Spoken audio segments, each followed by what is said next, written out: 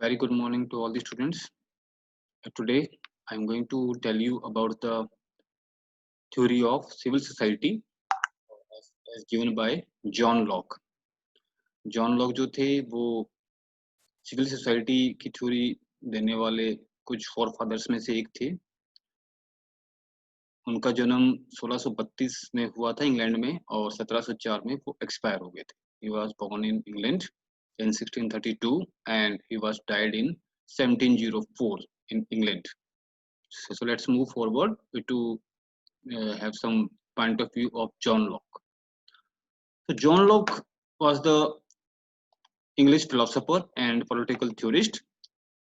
John Locke जो थे एक काफी अच्छे इंग्लिश फिलोसोफर थे और एक पॉलिटिकल थ्योरिस्ट के रूप में उनका नाम काफी जाना जाता था। He was born in 1632 in Brington, Somerset, England, and he was died in 1704 in High Lever, Essex. He is recognized as the founder of British empiricism and the author of the first systematic exposition and defense of political liberalism. देखिए John Locke जो थे उनको recognise किया गया था as a founder that means British empiricism के।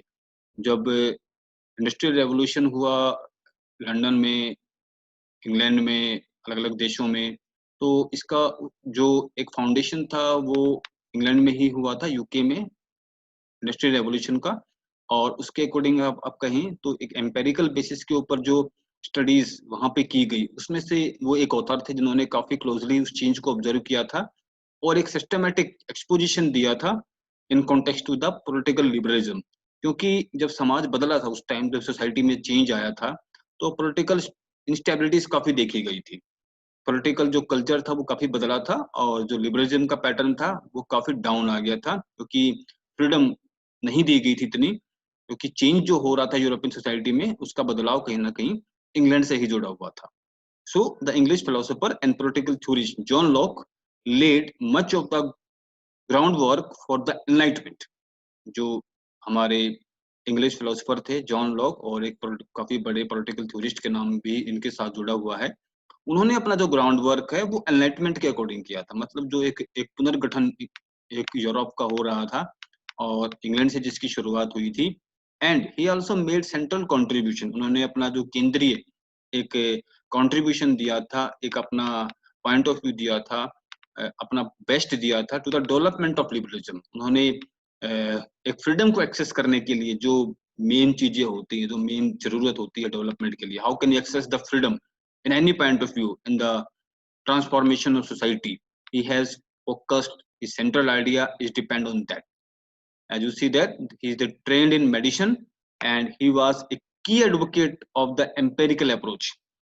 As per the trained in medicines, वो एक काफी बड़े एडवोकेसी का काम करते थे, खास करके एम्पेरिकल अप्रोचेस की बात कहीं तो जो आप फैक्ट्स के बेसिस पर बात करते हैं, एम्पेरिकल स्टडीज के ऊपर बात करते हैं, उनमें उनकी रुचि थी ऑफ द साइंटिफिक रेवोल्यूशन, क्योंकि काफी बड़ा वैज्ञानिक तौर पर बदलाव आया था विज्ञान में आफ्टर द इंडस्ट्रियल रेवोल्यूशन और उन्होंने उसको ही काफी क्लोजली स्टडी किया था। Then he has written some books, let us see some thoughts concerning education in 1693, reasonableness of Christianity 1695, essay concerning human understanding 1689, two treatises of government 1690, and letter concerning toleration 1689 to 92. These are some of the major books that was written by John Locke. But as per the idea concerned in relate to the civil society, that idea he has given in that book, two treatises of government, that was written by him in 1690.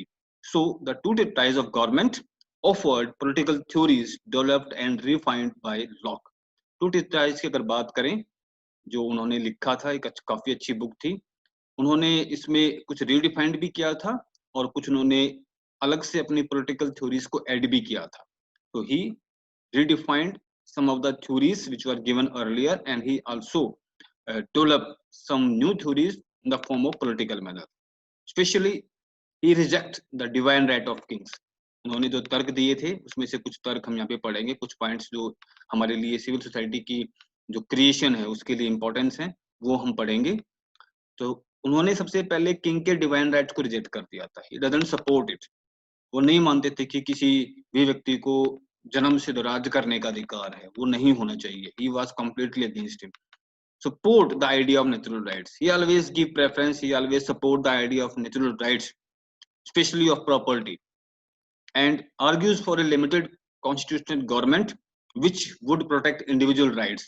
और उन्होंने एक argument के साथ अपने point of view रखे थे कि नहीं, कोई भी गवर्नमेंट ऐसी नहीं होनी चाहिए जो आम जनता की सहमति के बगैर काम करे। तो लिमिटेड कॉन्स्टिट्यूशनल गवर्नमेंट जो है that should be exist in every state, जो प्रोटेक्ट करे all the individual rights in any country, in any state of nature.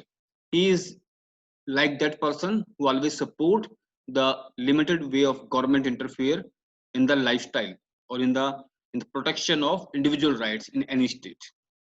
Then in the second treatise he outlines a theory of civil society, जो इनका main एक काम हम यहाँ पर हमारे सिलेबस में पढ़ रहे हैं, how he give the concept of civil society.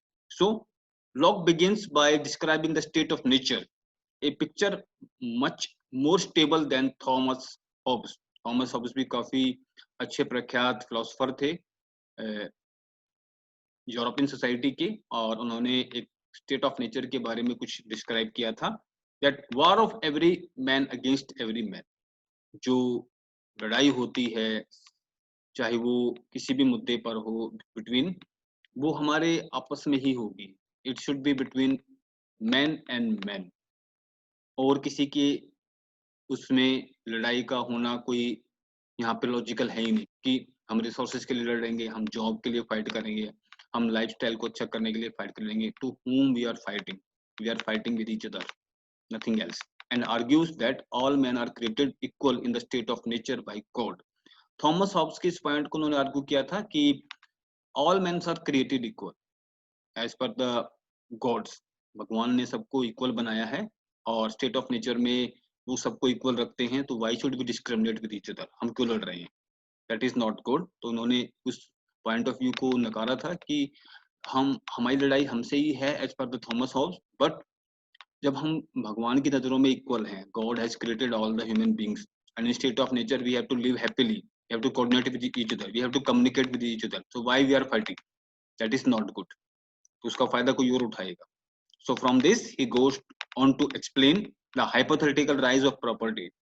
इसी के अकॉर्डिंग जैसे सोसाइटी बदली थी from the pyramid stage to the modern stage, तो एक कॉन्सेप्ट आपका राइज हुआ था, rise of property and civilisation, सभ्यता और प्रॉपर्टी का, संपत्ति का।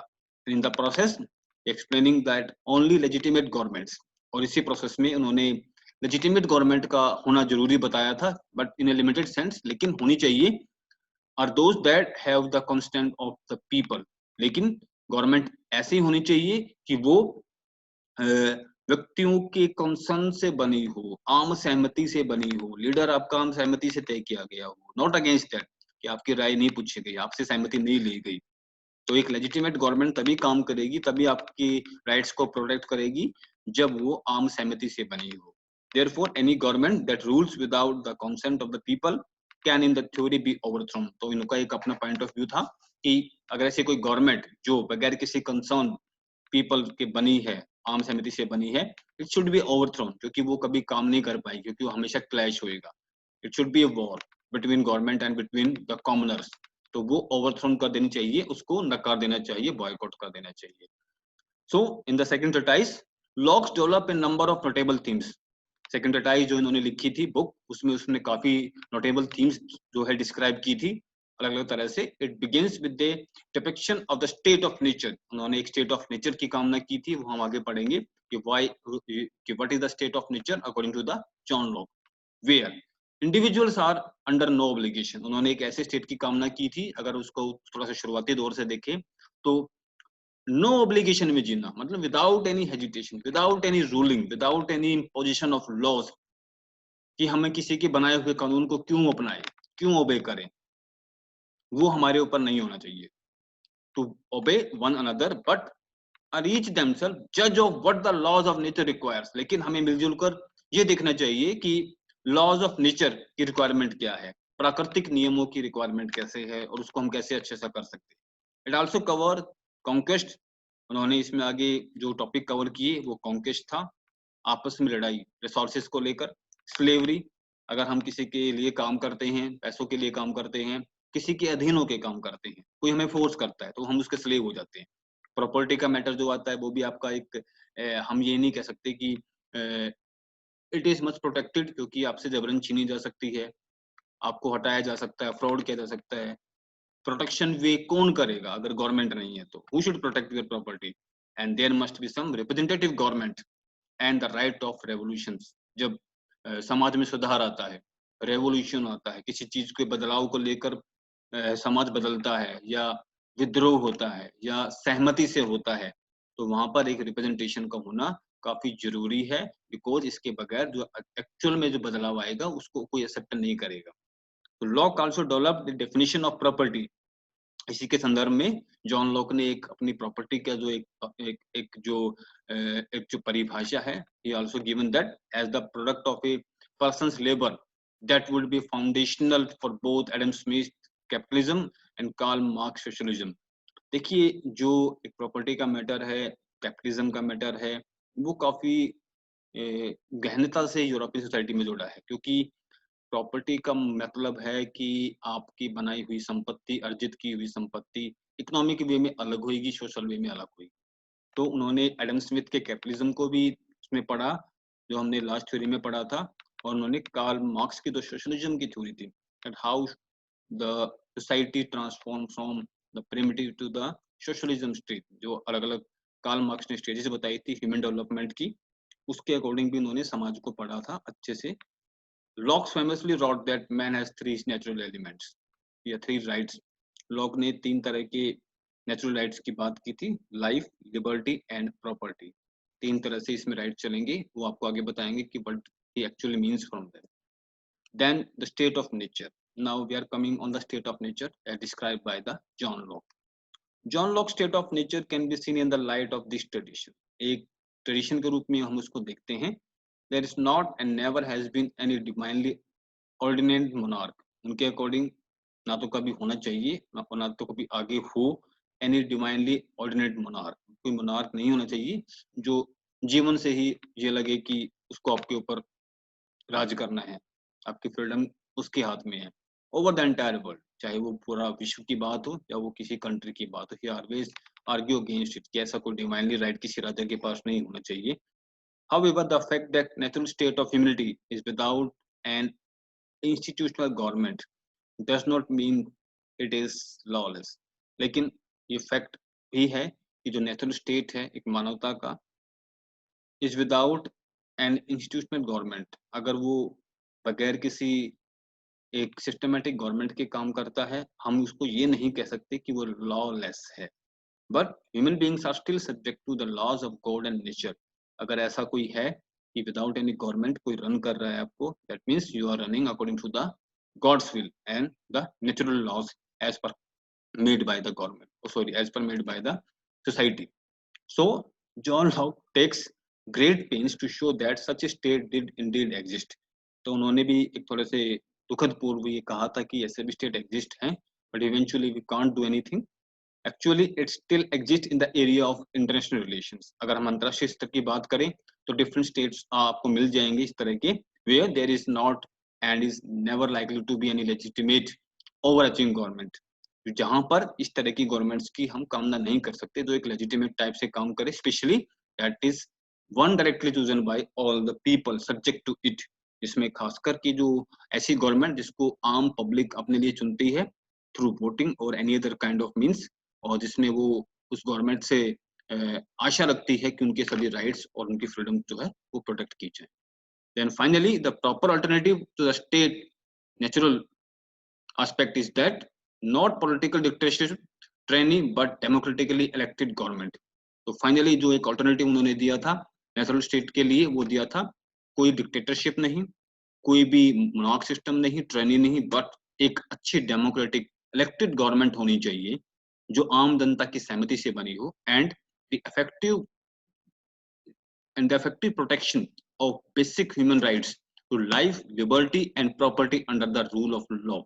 तो इस तरह के जो हमारी गवर्नमेंट का फॉर्मेशन होगा और इस तरह से हम जो कॉन्सेप्ट से गवर्नमेंट बनाएंगे, they should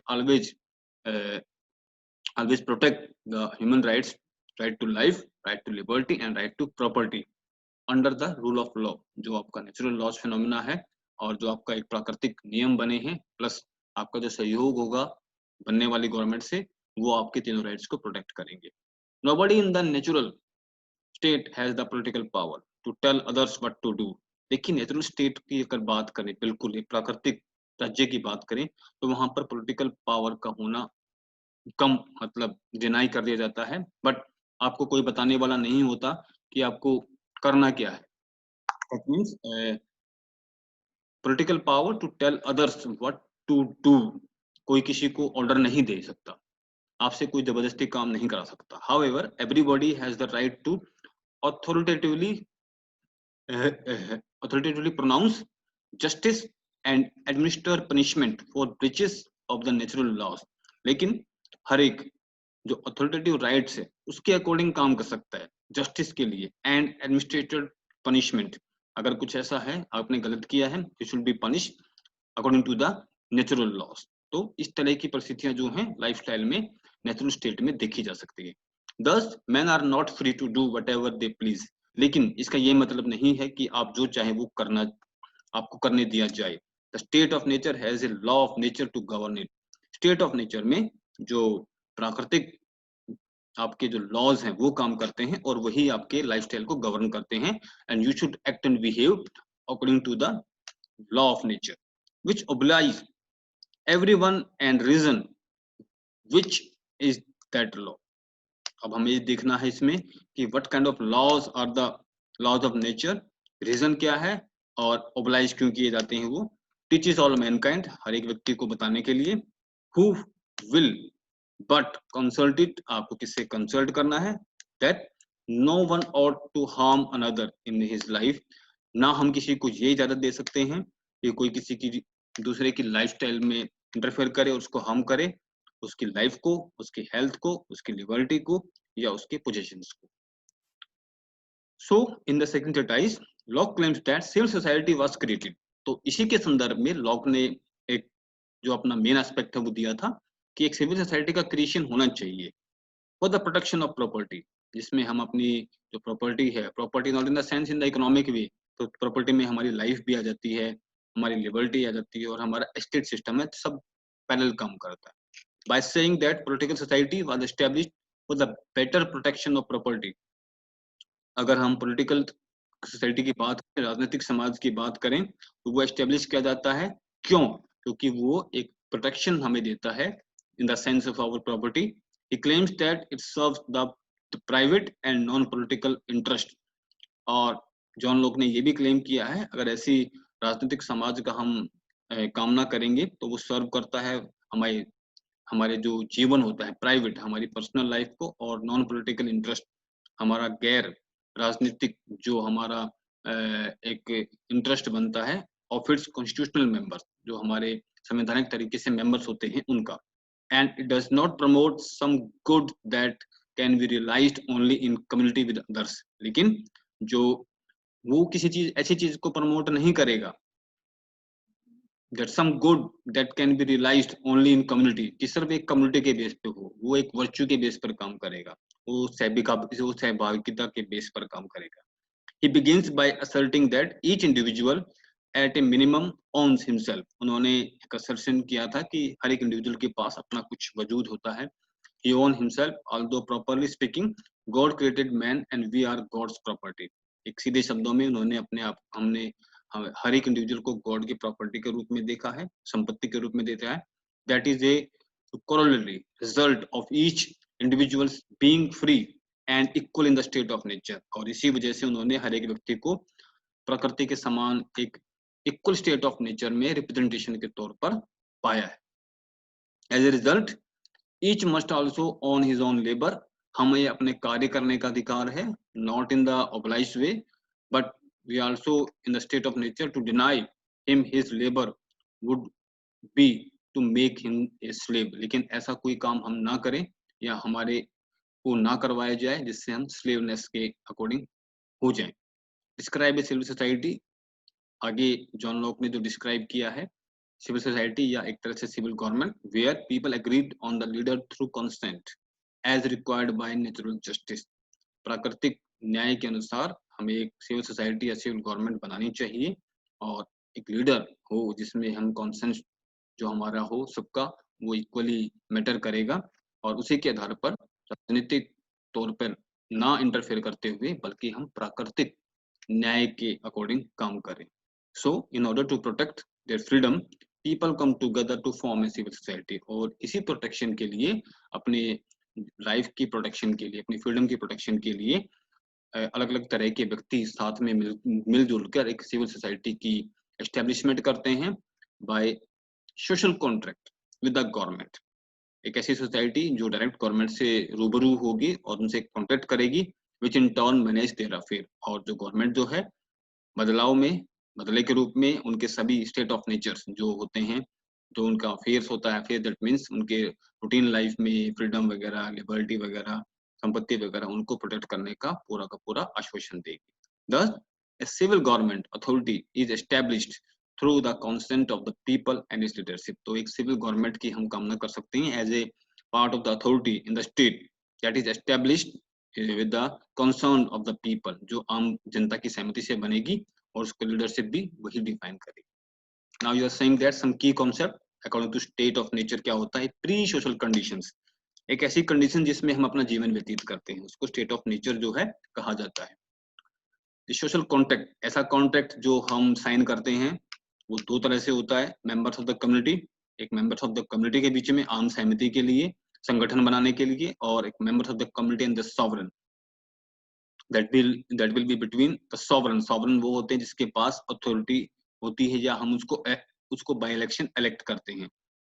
the sovereign, the legitimate head of the state after social contract, और जो social contract इसमें बनता है उसके बाद एक legitimate head हम बनाते हैं to run the state, a person or group of person such as a monarch और एक government। इसमें monarch भी हो सकता है, लेकिन monarch का हम यहाँ पे ना यूज करें तो बेटर है, क्योंकि वो ज्यादातर स्लेवरी का रूप में यूज हो सकता है, डिक्टेटर बन सकता है। तो हम यहाँ पे गवर्नमेंट का रूल ले सकते हैं लेजिटिमेट, और पीपल रिप्रेजेंटेशन देमसेल्फ, या फिर आम जनता रिप्रेजेंट करे अपने तरीके से। टू कॉन्ट्रैक्ट्स, दो तरह के कॉन्ट्रैक्ट इसमें आपके मेन देखे जाएंगे। Social contract which brought into being the civil society of the state, एक ऐसा कॉन्सेप्ट, एक ऐसा कॉन्ट्रैक्ट जो सिविल सोसाइटी और स्टेट के बीच में होगा for the betterment of lifestyle. And A governmental contract when society in its corporate capacity established A government, जहां पर समाज अपने ही कॉर्पोरेशन से एक गवर्नमेंट एस्टेब्लिश करेगा एंड सिलेक्टेड रूलर, और उसमें से एक रूलर सेलेक्ट करेगा टू रिमूव द इनकन्वीनियंस, जितने भी असुविधा की चीजें हैं उनको रिमूव करने के लिए, which necessitates the formation of the civil society और द स्टेट, और जो कि नेसेसिटीज को पूरा करेंगे इस चीज के लिए, सिविल सोसाइटी की फॉर्मेशन के लिए या फिर स्टेट को बनाने के लिए। So Locke recognise the existence of 3 powers in the civil society. उन्होंने, जॉन लॉक ने 3 तरह की पावर्स को यूज किया है, देखा सिविल सोसाइटी में, और the state that will be legislative, executive and federative. This is what your contract will move like, this is social contract between government and between the people. अब इसमें जो आपका डेवलपमेंट होगा पॉलिटिकल मैटर्स का, that will be from people, replace और overthrow it. Government को replace कर सकते हैं, ओवरथ्रो कर सकते हैं। उसके अलावा गवर्नमेंट बदले में क्या करेगी, अगर उसको वो बनाएंगे, that will be that protects their rights. किसके राइट्स? पीपल्स के right. And people also give power to rule the government और किंग इन इफेक्टिव वे। और गवर्नमेंट क्या कर सकती है, किंग क्या कर सकता है, misuse power in regard to the common people जिन्होंने इनको बनाया है। तो ये कुछ सर्कमस्टेंसेस बन सकते हैं that how a social contract work। Then the effect of social contract, 3 ऐसे थिंकर्स थे जिन्होंने अपने अपने तरीके से सोशल कॉन्ट्रैक्ट की थ्योरी को बताया था। थॉमस हॉब्स, उन्होंने बताया था people will live in peace without rights. इन्होंने ऐसे पीस की कामना की थी जहां पे अधिकार नहीं है। But John Locke has also has given his own concept natural rights will be enforced by government created with consent. उन्होंने सहारा लिया था कि ऐसे ही गवर्नमेंट बनाई जाए आम जनता के द्वारा उनके कॉन्सर्न से, और नेचुरल राइट्स जो हैं वो एनफोर्स किए जाएं आपकी रूटीन लाइफस्टाइल में। Then Jacques Rousseau, life will be fair if we follow general will and set aside personal preference. उन्होंने बताया था कि life will be fair, life हमारी फेयर होनी चाहिए, अच्छी होनी चाहिए, अगर हम फॉलो करेंगे किसको, जनरल विल। जनरल विल मतलब आम सहमति से जब हम कार्य करेंगे तो वो आपका इसमें मेन इंक्लूड होगा। And we have to set aside personal preference, हमें इसमें पर्सनल जो प्रेफरेंस ना देकर हमें इसमें कॉन्सेंट से काम करना चाहिए as per the John Locke's point of view. Then John Locke always talk about the representative government, जो मैंने आपको बता दिया है। He did not demand a republic, rather Locke felt that legitimate contact could easily exist। जैसे हमने बताया कि legitimate contact होना चाहिए between citizen and a monarch, an oligarchy और a mixed form। इसमें से जो बेस्ट आपका आएगा वो आएगा formation of government as per the consent of the people। Locke uses the term commonwealth to mean not a democracy or any form of government but any independent community। उन्होंने एक independent community की कामना की है while ruling the state, ना कोई ऐसा कि एक डेमोक्रेसी होनी चाहिए, but he always focus on the legitimate government जो इंडिपेंडेंट रूप से अपना काम करे। He believed that people have the right to life, liberty and property. We have actually read out that, but that without government they are unable to protect those rights unless they are strong to do। लेकिन अगर ऐसा चलेगा without government अगर इन rights को observe करने की कोशिश करेंगे, that is not possible as per the Locke's point of view. तो this state of nature would not be very pleasant। People choose to enter in a social contract। तो हमने पीछे बताया स्लाइड में कि सोशल कॉन्ट्रैक्ट होना चाहिए, that will be must, that is social contract, that according to the Locke it will be work। Then essentially this form a civil society, और इसी तरीके से एक सिविल सोसाइटी का हम क्रिएशन कर सकते हैं and make a deal with government, और इफेक्टिवली गवर्नमेंट से हम डील कर सकते हैं। The government will protect their life, liberty and property, और उसके बदले में वो गवर्नमेंट हमारी लाइफ, लिबर्टी और प्रॉपर्टी को मैनेज करेगी। And people will obey the government, और हम उसको अच्छी तरह से ओबे कर पाएंगे उसके रूलिंग को। टू लॉक द पीपल में withdraw their consent according to law. अगर ऐसा नहीं हो पाएगा तो आम जनता अपना जो है सपोर्ट जो है, कॉन्सेंट जो है वो पीछे ले लेगी। If the government is not doing a good job, अगर गवर्नमेंट एक अच्छा काम नहीं करेगी और हमारे राइट्स को प्रोटेक्ट नहीं कर पाएगी तो हम उसको विड्रॉ कर सकते हैं and to form a new government for the same. So that is all about the John Locke theory of civil society. Thank you very much.